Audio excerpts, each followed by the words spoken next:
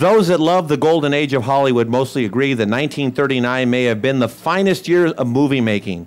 Gone with the Wind and The Wizard of Oz are still talked about today as films that capture our imagination. Historically, 1939 was a politically combative year in which the U.S. was divided by what was going on in Europe. Despite Winston Churchill's plea for help, Americans were weary of war and frightened by the potential loss of a new generation of soldiers.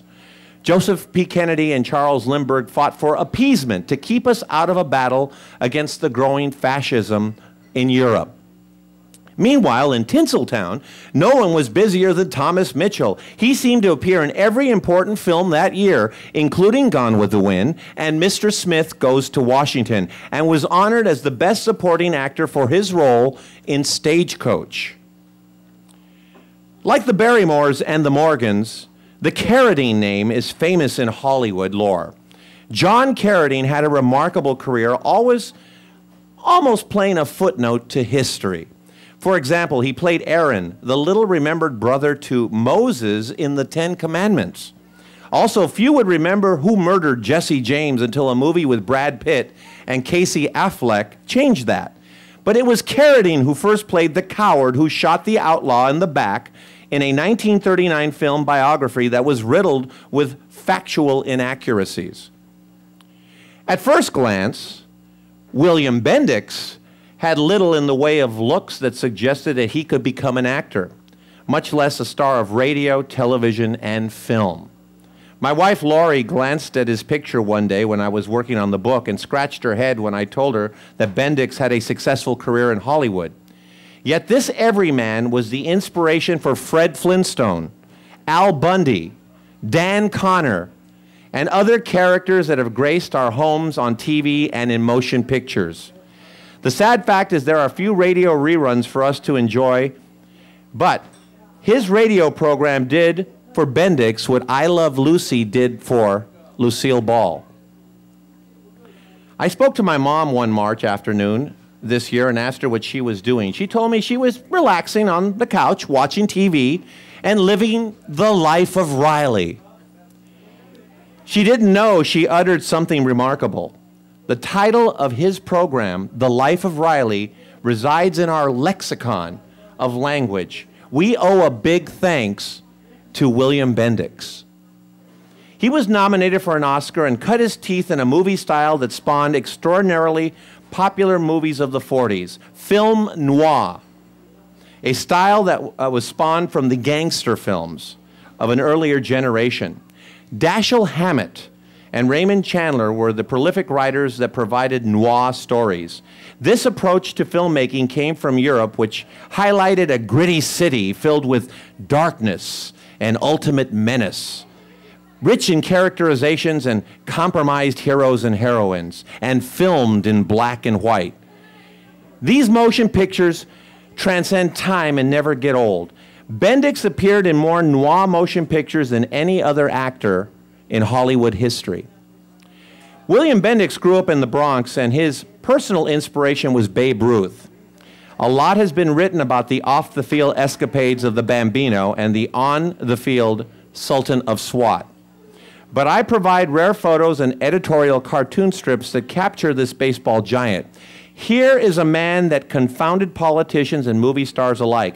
You might remember Ruth was asked why he made more money than the president. And he replied, well, I had a better year. Bendix got to play the Babe in an inferior biography that is worth watching only to see how wonderful an actor he was. Forgotten Hollywood, Forgotten History had to include actor Donald Crisp.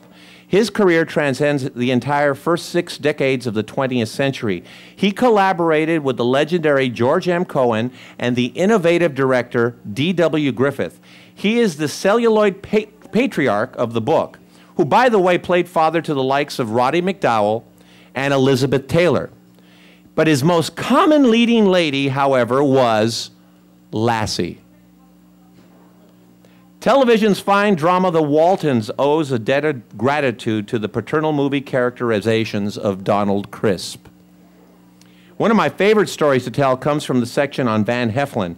Actually, long after I'd written this chapter, In subsequent follow-up research, I found out that Heflin made a movie in 1963 called Cry for Battle. It's an unimportant film, really, but the motion picture, even though it's a fictional campaign about the Philippines during World War II, it was the main film that was showing at the Dallas movie theater where Lee Harvey Oswald was arrested the day he shot President Kennedy. I thought, what an amazing tidbit of information about a day that has been examined by a litany of historians and scholars. It was a gem of a find. Finding the appropriate African American for my book I knew would be challenging because of Hollywood's long tradition of stereotyping minorities. Asians, Hispanics, folks from the Middle East, Native Americans, and especially blacks were portrayed in unfortunate depictions by screenplay writers that refused to take chances in providing reality among each race during Hollywood's studio age. But I selected Eddie Anderson for his smart comedic style in many of his movies and because of his remarkable relationship with Jack Benny.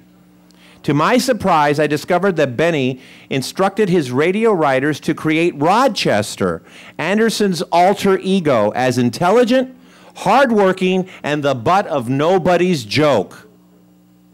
Anderson also appeared in back-to-back Best Pictures in a 2-year period. That is a remarkable accomplishment for any actor. Which films? Buy my book to find out. I also use Anderson's chapter to highlight champions of intolerance that fought for equal rights under the Constitution. For example, I provide a little-seen telegram from presidential candidate John Kennedy that thanked Nat Cole for his campaign efforts. In fact, Cole was the first African-American entertainer to endorse a candidate for high office. I had similar issues in selecting women who spent their career playing supporting roles. Hollywood offered few roles of substance to acting's softer side. I entitled this chapter of the book Ladies in Waiting as a tribute to the court of celluloid queens that include Bette Davis, Joan Crawford, and Greta Garbo. Happily, I do write about a number of terrific character actresses who had long and storied careers, including Hattie McDaniel, the first black Oscar winner, and a pleasant surprise at the 1939 Academy Awards show. Beulah Bondi, Hollywood's consummate matriarch who played James Stewart's mother 4 different times in movies. The bad girl, Gloria Graham, who, like Virginia Mayo, could appropriately showcase the scars of womanhood in a variety of memorable roles. And Thelma Ritter, the remarkable actress who was nominated for an Oscar 6 times in a short 12-year period. Ritter often played housekeepers and was the inspiration to TV's Hazel in the early 1960s. My last chapter in the book examines Hollywood's love of the Victorian age. Basil Rathbone is the quintessential actor of the genre, appearing in countless period pieces. He was eventually rewarded for his divine performance by capturing a role of a lifetime, that of Sir Arthur Conan Doyle's centerpiece of British supremacy, Sherlock Holmes.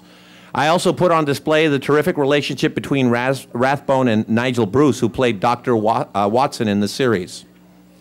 Let me conclude this discussion with apologies to fans of Frank Morgan, Peter Lorre, Alan Hale Sr., Jack Carson, Mary Astor, Jane Darwell, Sidney Greenstreet, James Gleason, Claire Trevor, Charles Coburn, Teresa Wright, Agnes Moorehead, Dean Jagger, and other amazing actors who I would have loved to include in this book. And how about those small historical figures who have interesting stories that have been handed down from generation to generation, which make up our Americana. Forgotten Hollywood, Forgotten History. I wrote it to pass on and remember that the torch of our forefathers is still lit. It's our obligation to pass it on.